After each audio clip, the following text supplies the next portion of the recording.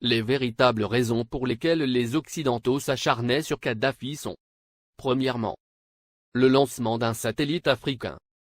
C'est Kadhafi qui offre à toute l'Afrique un satellite de télécommunication et opère la première vraie révolution des temps modernes. Ce satellite assure la couverture universelle du continent pour la téléphonie, la télévision, la radiodiffusion et de multiples autres applications telles que la télémédecine et l'enseignement à distance. Pour la première fois, une connexion à bas coût devient disponible sur tout le continent jusque dans les zones rurales grâce au système par pont radio WiMAX. Cette histoire démarre en 1992 lorsque 45 pays africains ont créé la société Rascom, pour disposer d'un satellite africain et faire chuter les coûts de communication sur le continent. Téléphoner de et vers l'Afrique était alors le tarif le plus cher au monde, parce qu'il y avait un impôt de 500 millions de dollars que l'Europe encaissait par an sur les conversations téléphoniques, même à l'intérieur du même pays africain pour le transit des voix, sur les satellites européens comme Intelsat. Un satellite africain coûtait juste 400 millions de dollars payables une seule fois et ne plus payer les 500 millions de locations par an. Quel banquier ne financerait pas un tel projet? Mais l'équation la plus difficile à résoudre était: comment l'esclave peut-il s'affranchir de l'exploitation servile de son maître, en sollicitant ce dernier pour y parvenir? Ainsi, la Banque mondiale, le FMI, les États-Unis et l'Union européenne, ont fait miroiter inutilement ces pays pendant 14 ans. C'est en 2006 que Kadhafi met fin au supplice de la mendicité aux prétendus bienfaiteurs occidentaux, pratiquant des prêts à taux usuraires. Le guide libyen a ainsi mis sur la table 300 millions de dollars, la Banque africaine de développement a mis 50 millions, la Banque ouest-africaine de développement 27 millions, et c'est ainsi que l'Afrique a depuis le 26 décembre 2007 le tout premier satellite de communication de son histoire. Dans la foulée, la Chine et la Russie s'y sont mises, cette fois en cédant leur technologie et ont permis le lancement de nouveaux satellites, sud-africains, nigérians, angolais, algériens et même un deuxième satellite africain est lancé en juillet 2010. Et on attend pour 2020, le tout premier satellite technologiquement 100% africain est construit sur le sol africain, notamment en Algérie. Ce satellite est prévu pour concurrencer les meilleurs du monde mais à un coût 10 fois inférieur. Un vrai défi. Voilà comment un simple geste symbolique de 300 petits millions peut changer la vie de tout un continent. La Libye de Kadhafi a fait perdre à l'Occident pas seulement 500 millions de dollars par an, mais les milliards de dettes et d'intérêts que cette même dette permettait de générer à l'infini et de façon exponentielle, contribuant ainsi à entretenir le système occulte pour dépouiller l'Afrique. Deuxièmement, l'institution d'un fonds monétaire africain entre autres. Les 32 milliards de dollars saisis par M. Obama appartiennent à la Banque centrale libyenne, et prévus pour la contribution libyenne à la finalisation de la Fédération africaine, à travers 3 projets phares. 1. La Banque africaine d'investissement à Sirte en Libye. 2. La création en 2011 du Fonds monétaire africain avec un capital de 42 milliards de dollars, avec Yaoundé pour siège. 3. La Banque centrale africaine avec le siège à Abuja au Nigeria. La première émission de la monnaie africaine signera la fin du franc CFA, grâce auquel Paris a les mains mises sur certains pays africains depuis 50 ans. On comprend dès lors et encore une fois la rage de Paris contre Kadhafi. Le Fonds monétaire africain doit remplacer en tout et pour tout, les activités sur le sol africain du Fonds monétaire international, FMI, qui avec seulement 25 milliards de dollars de capital a pu mettre à genoux tout un continent avec des privatisations discutables, comme obliger les pays africains à passer d'un monopole public vers un monopole privé. Ce sont les mêmes pays occidentaux qui ont frappé à la porte pour être aussi membres du Fonds monétaire africain, et c'est à l'unanimité que du 16 au 17 décembre 2010 à Yaoundé, que les Africains ont refusé cette convoitise, instituant que seuls les pays africains seront membres du Fonds monétaire africain. Il est donc évident qu'après la Libye, la coalition occidentale déclarera sa prochaine guerre à l'Algérie, car en plus de ressources énergétiques énormes, ce pays dispose d'une réserve monétaire de 150 milliards d'euros. Ce qui devient la convoitise de tous les pays qui bombardent la Libye et qui ont tous quelque chose en commun, ils sont tous financièrement quasiment en faillite. Les États-Unis à eux seuls ont 14 000 milliards de dollars de dette, la France, la Grande-Bretagne et l'Italie ont chacun environ 2 000 milliards d'euros de dette publique. alors que les 46 pays d'Afrique noire ont au total, moins de 400 milliards de dollars de dette publique. Créer des fausses guerres en Afrique dans l'espoir de trouver de l'oxygène pour continuer leur apnée économique, qui ne fait que s'empirer et ne fera qu'enfoncer les Occidentaux dans leur déclin qui a débuté en 1884 lors de la conférence de Berlin. Car comme l'avait prédit l'économiste américain, Adam Smith en 1865, dans son soutien à Abraham Lincoln pour l'abolition de l'esclavage, l'économie de tout pays qui pratique l'esclavage des Noirs, est en train d'amorcer une descente vers l'enfer qui sera rude le jour où les autres nations vont se réveiller. Pour empêcher Mouammar Kadhafi de concrétiser le rêve de millions d'Africains dès 2014, il fallait donc l'éliminer avant, ou perdre le contrôle total de l'Afrique. Voici toute la raison qui guida la France, les États-Unis, la Grande-Bretagne et leurs alliés dans leur campagne contre Kadhafi.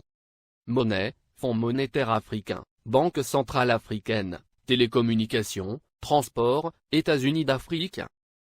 Mouammar Kadhafi avait ingénieusement tout planifié, se fixant comme délai l'année 2014 pour la création de la Banque centrale, le Fonds monétaire et bien d'autres encore pour affranchir le continent noir, après un demi-siècle d'indépendance aux allures de paroles suivies d'aucun acte ou de gouverner sans régner. Après avoir émis l'idée en 2000, lors du sommet de l'Organisation de l'Unité africaine, il a obtenu la création de l'Union africaine quelques années plus tard, le guide libyen pousse le bouchon plus loin. Satellite africain et Afriquia, deux idées concrètes pour l'unité. Mouammar Kadhafi pousse ses pairs à acheter un satellite africain pour que l'Afrique ait son indépendance en matière de communication. Il préfinance cet achat avec plusieurs centaines de millions de dollars américains. Il s'est dépensé sans compter.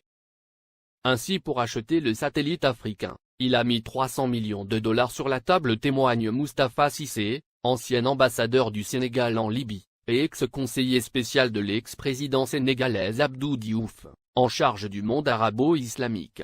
Le guide de la Jamaïria libyenne offrit ainsi Rascom CAF 1, le premier satellite de télécommunication entièrement dédié au continent africain et ses îles.